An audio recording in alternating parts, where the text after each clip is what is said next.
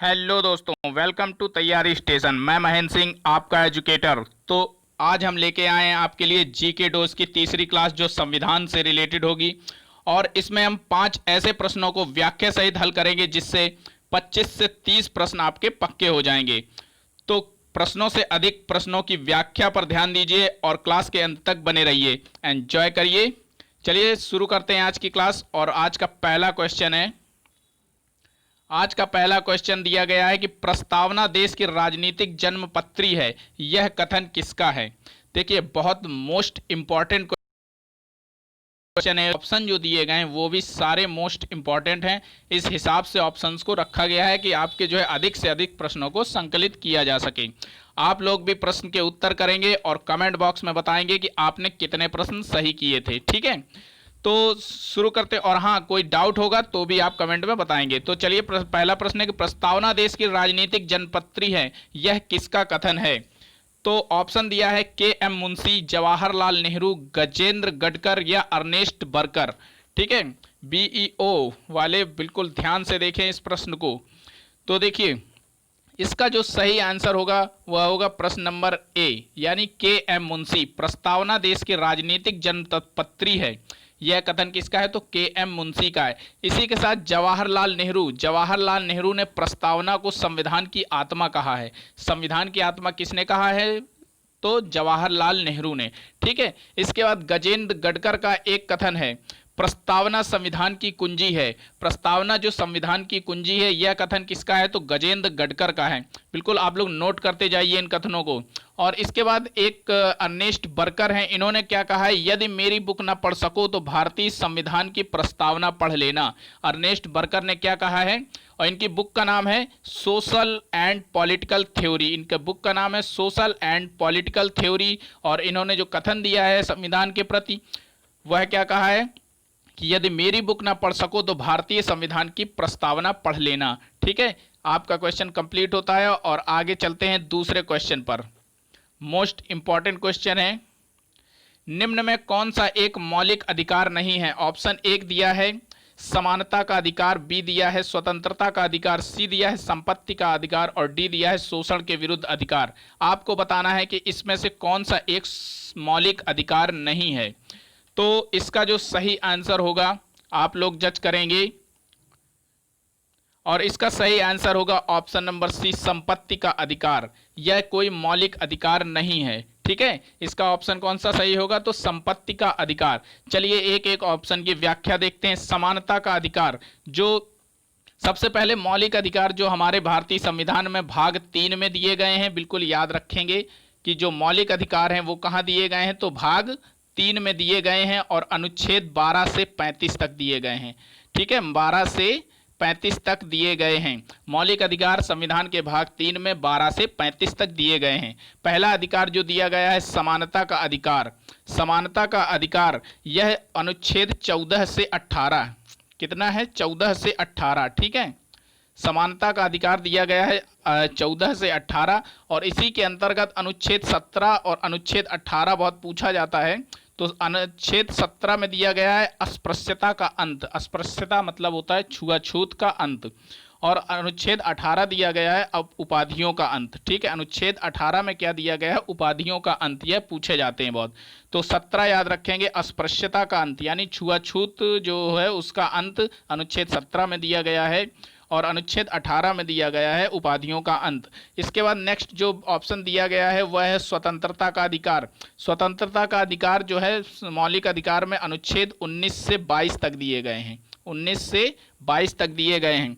और इसी के अंतर्गत एक अनुच्छेद है 19(1)(छ)।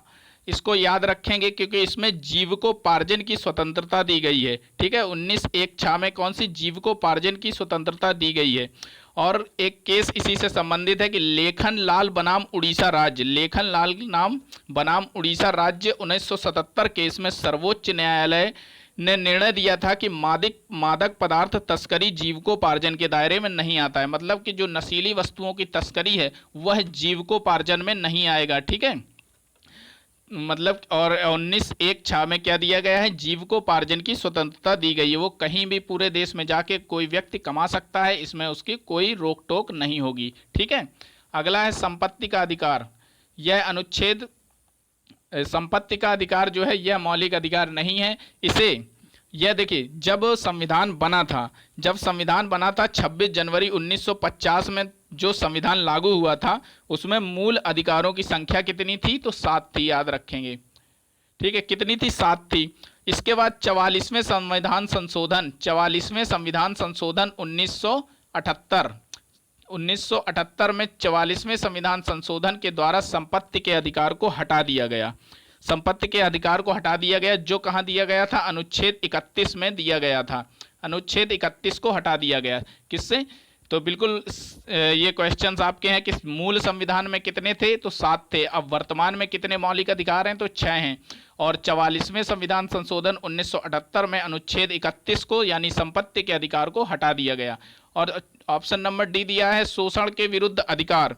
शोषण के विरुद्ध अधिकार में जो है वह अनुच्छेद 23 और 24 में दिए गए हैं। ठीक है, अनुच्छेद 23 और 24 में दिए गए हैं, जिसमें से 23 में क्या दिया गया है, 23 में दिया है बलात् श्रम कार्य नहीं किया जा सकता, यानी कि बलपूर्वक किसी से कार्य नहीं करवाया जा सकता। अगर वह उसकी इच्छा है तो ही वह कार्य करेगा।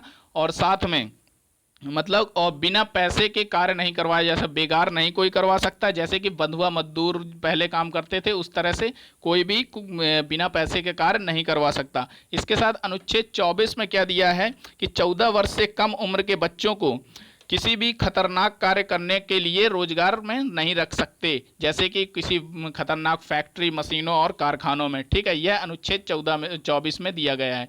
ठीक है, अगला क्वेश्चन देखते हैं। और इसी के साथ जब हम विस्तृत रूप में आपकी क्लास लेंगे तो पूरे मौलिक अधिकार को एक एक करके पूरा समझाएंगे। ठीक है, अभी हम देखते हैं। और इसी के साथ जो है, अगर आपको वीडियो और क्वेश्चन पसंद आ रहे हो तो वीडियो को लाइक कर दीजिए, चैनल को सब्सक्राइब कर लीजिए। ठीक है, चलिए अगला क्वेश्चन देखते हैं। निम्न में से कौन पूर्व में भारत के उप प्रधानमंत्री नहीं बने हैं, तो देखेंगे ऑप्शन दिया है सरदार वल्लभ भाई पटेल, या फिर मोरारजी देसाई, या फिर गणेश वासुदेव मावलंकर, या फिर लाल कृष्ण आडवाणी। आप लोग आंसर करें। देखिए, इसका जो सही आंसर होगा, प्रश्न नंबर 3 का सही आंसर होगा option number C, Ganesh Vasudev Mavalankar. यह भारत के कोई उप प्रधानमंत्री नहीं थे। ये कौन थे, तो यह प्रथम लोकसभा स्पीकर थे। प्रथम लोकसभा स्पीकर यानी प्रथम लोकसभा अध्यक्ष कौन है, ये अगर पूछा जाएगा, मोस्ट इंपॉर्टेंट है, पूछा भी जाता है। प्रथम लोकसभा अध्यक्ष कौन थे, तो गणेश वासुदेव मावलंकर।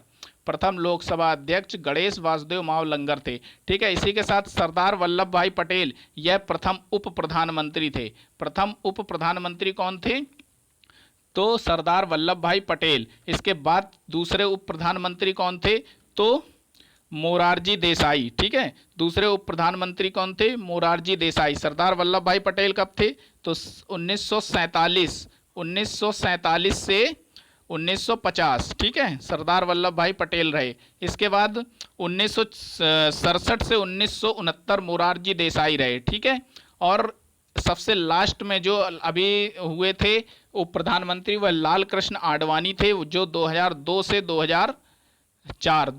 से 2004 में हुए। उसके बाद कोई भी उप प्रधानमंत्री नहीं है हुए। ठीक है, क्योंकि उप प्रधानमंत्री का जो पद होता है यह संवैधानिक पद नहीं है, और यह उप प्रधानमंत्री का पद की चर्चा संविधान में कहीं भी नहीं दी गई। यह मन की शांति के लिए बना दिया जाता है। जब 2 प्रधानमंत्री बनने के दावेदार होते हैं तो एक को उप प्रधानमंत्री बना देते हैं। इसी तरह देखा है अपने उत्तर प्रदेश में अभी 2 उप मुख्यमंत्री हैं, वह भी पद संवैधानिक नहीं है। ठीक है, चलिए अगला प्रश्न देखते हैं। प्रश्न नंबर 4 है,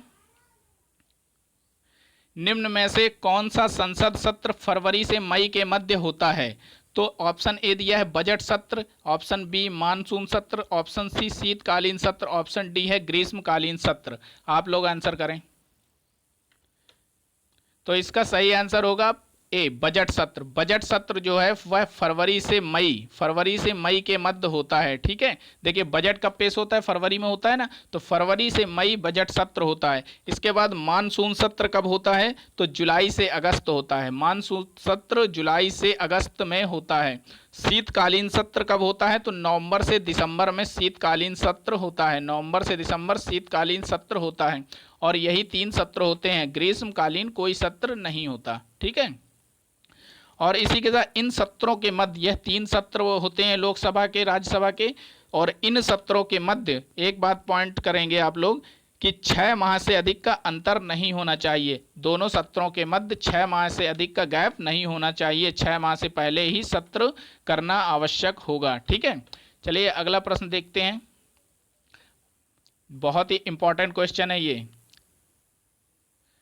मोस्ट इंपॉर्टेंट पूछे जाने वाला क्वेश्चन है। इसमें कई क्वेश्चन आपके बनेंगे। ठीक है, निम्न में से कौन सा कार्य लोकसभा का नहीं है? ऑप्शन ए दिया है कि संसद तथा राष्ट्रपति के मध्य कड़ी का कार्य करना, यह लोकसभा का कार्य है। या फिर कोई भी विधेयक धन विधेयक है या नहीं, इसका निर्धारण करना, क्या यह लोकसभा का कार्य है?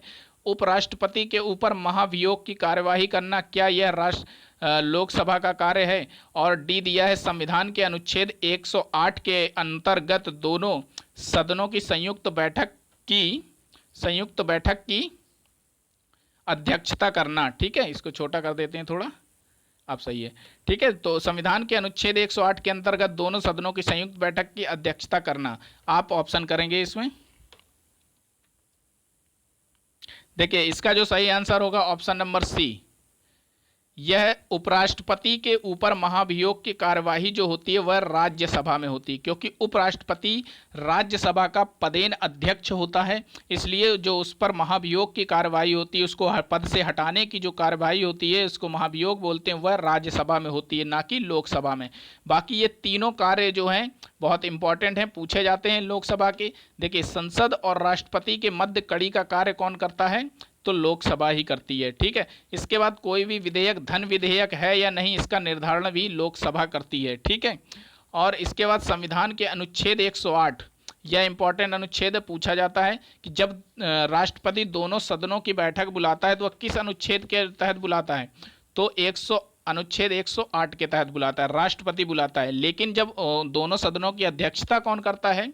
तो वह लोकसभा का जो अध्यक्ष होगा वही दोनों सदनों की बैठक की अध्यक्षता करता है। ठीक है, तो आपको जो है वीडियो पसंद आया होगा। तो कैसी लगी आपको यह क्लास? अगर कोई डाउट हो तो कमेंट करिए, पसंद आई तो लाइक करिए और व्हाट्सएप पर जाकर अपने दोस्तों को शेयर करिए। और अगर आप चैनल पर नए हैं तो सब्सक्राइब करके बेल आइकन दबा लीजिए, जिससे आने वाली सारी क्लासेस का नोटिफिकेशन आपको मिल जाए।